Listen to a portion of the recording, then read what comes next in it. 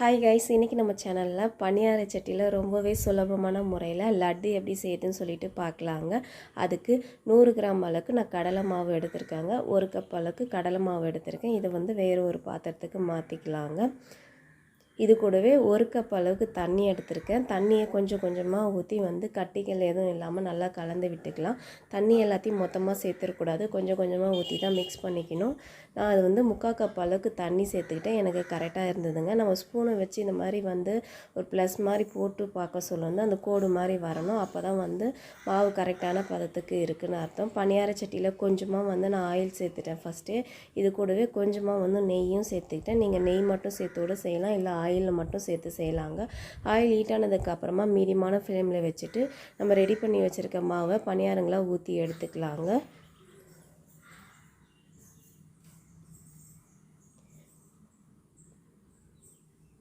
இந்த மாதிரி வந்து நம்ம ஃப்ரை பண்ணி எடுத்துக்கிறதுனால நம்மளுக்கு குறைவான வந்து நெய்யோ ஆயிலோ தாங்க தேவைப்படும்.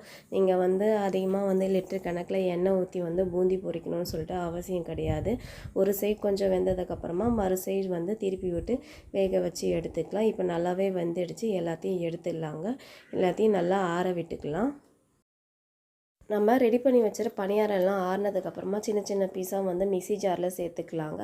இது கூடவே 2 ஏலக்காய் சேர்த்து நல்லா குறன்னு சொல்லிட்டு ரவை பதத்துக்கு வந்து அரைச்சிட்டு வந்துடலாம்.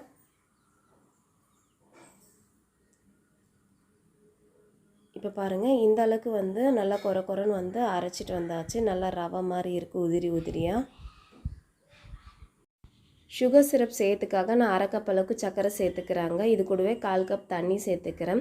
3/4 கப் அளவுக்கு சர்க்கரை சேர்த்துக்குங்க. 1 கப் மாவுக்கு 3/4 கப் அளவு சர்க்கரை சேர்த்தா தான் இனிப்பு கரெக்டாக இருக்கும். நான் கொஞ்சம் குறைவாக சேர்த்துக்கிறேன், இங்கே சுகர் கம்மியாக சாப்பிடுவாங்கன்னு சொல்லிட்டு. சர்க்கரைலாம் நல்லா கரைஞ்சி இந்த மாதிரி வந்து நுர மாதிரி வந்ததுக்கப்புறமா லைட்டாக பிசுப்பு தன்மை வந்தால் போதுங்க. கம்பி பதம்லாம் எதுவும் தேவை கிடையாது.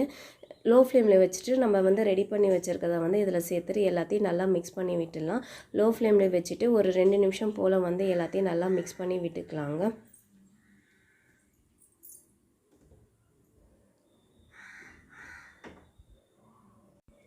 எல்லாத்தையும் நல்லா கலந்து விட்டதுக்கப்புறமா கொஞ்சமாக நெய்யில் வறுத்த முந்திரி பருப்பை சேர்த்துட்டு மிக்ஸ் பண்ணி விட்டுட்டு ஸ்டவ்வை ஆஃப் பண்ணிவிட்டு ஆற விட்டுடலாங்க.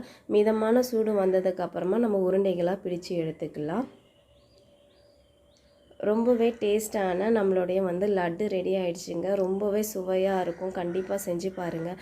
செஞ்சு பார்த்துட்டு எப்படி இருக்குன்னு சொல்லிட்டு கமெண்ட்டில் சொல்லுங்கள். வீடியோ பிடிச்சிருந்தனா லைக் பண்ணுங்கள். உங்களுடைய ஃப்ரெண்ட்ஸ் அண்ட் ஃபேமிலிக்கு ஷேர் பண்ணுங்கள். தேங்க்ஸ் ஃபார் வாட்சிங்.